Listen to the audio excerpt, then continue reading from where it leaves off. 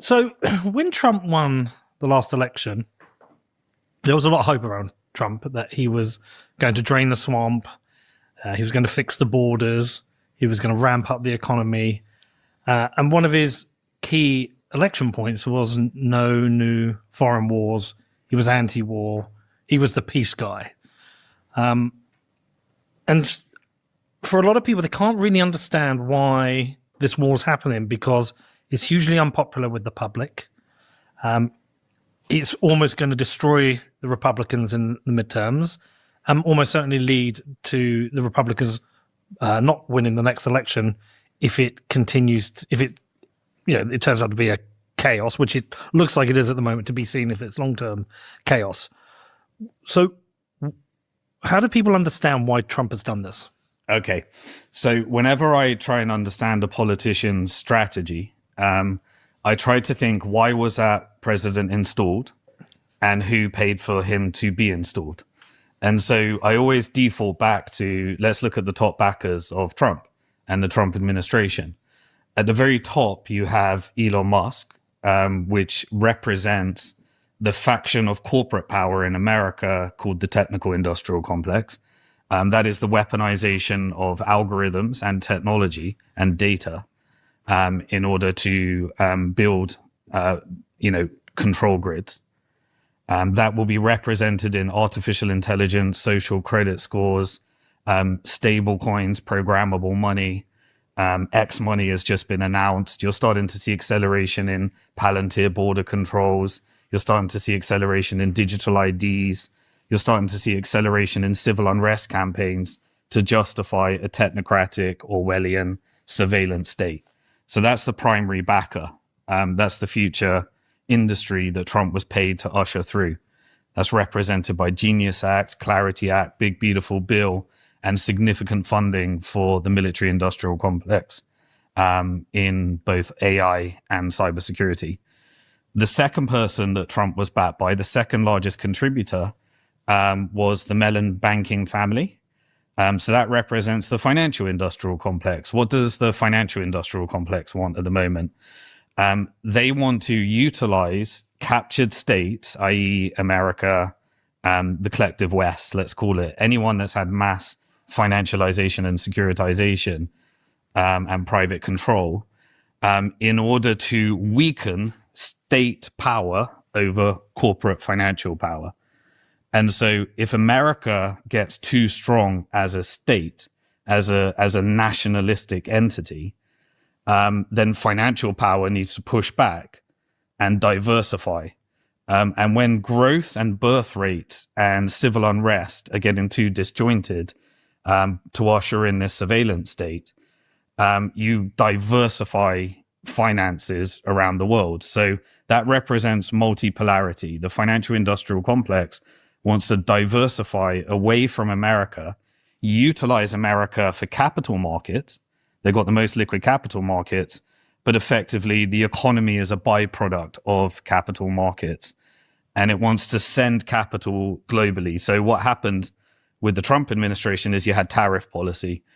Tariff policy was, he called it Dollar Liberation Day on April the 2nd, 2025. That was to liberate the world from the dollar.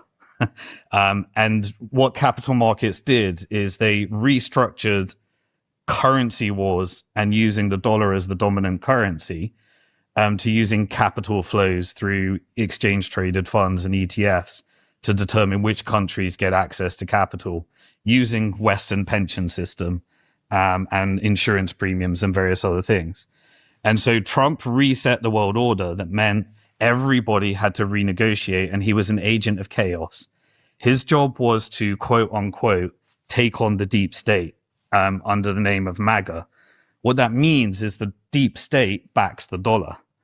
And so covert wars, all of those mechanisms of United Nations to get away from crimes against humanity, using America's vote hosted in America, USAID, these covert mechanisms of funding Black Op operations, CIA, Mossad, MI6 operations.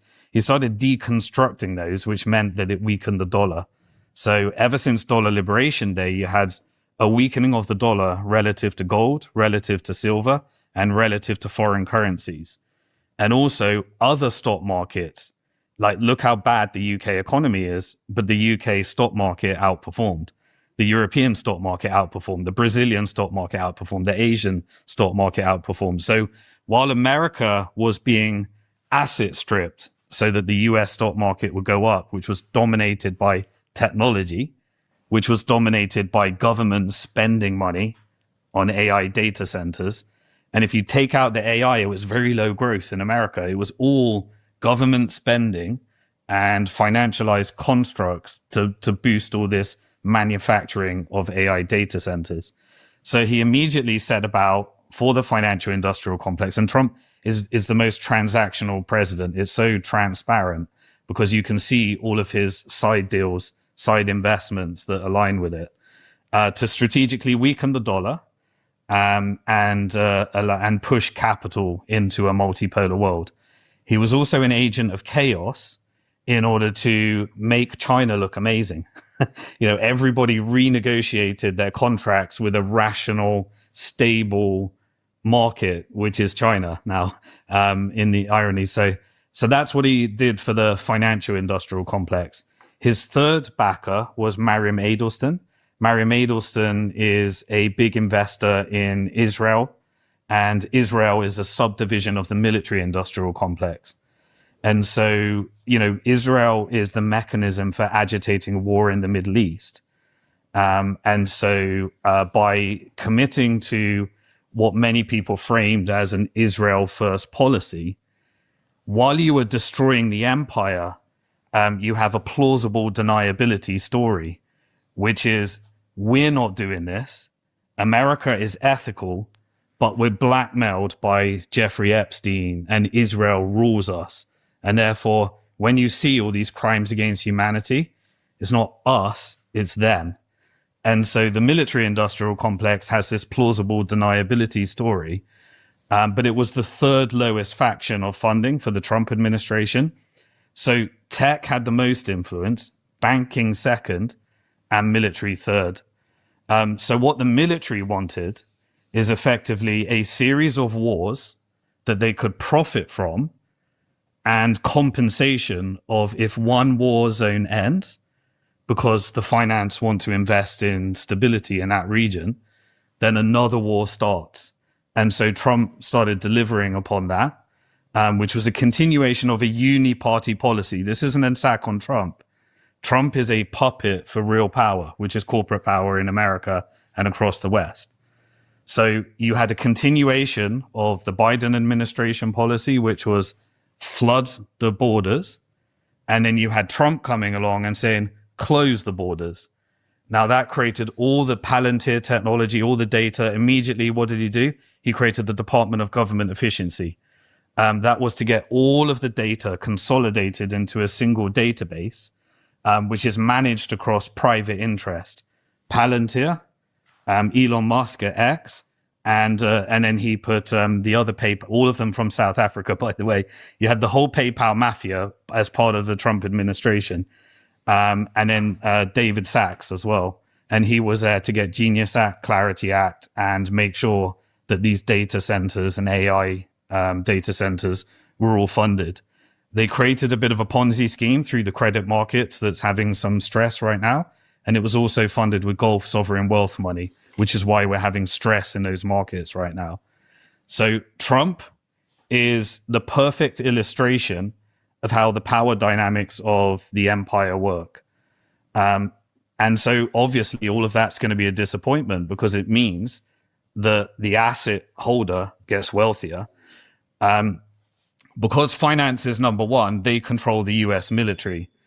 So Trump's job is to put an acceptable narrative in front of why this finance wants war. And so if finance wants to go get Venezuelan oil, Trump has to find a narrative. So he makes up some stuff around drugs and things like that, even though the CIA drug cartels are 100% part of this deep state. They'll never, you can't stop drugs unless you get the demand side. The supply side is built into the government.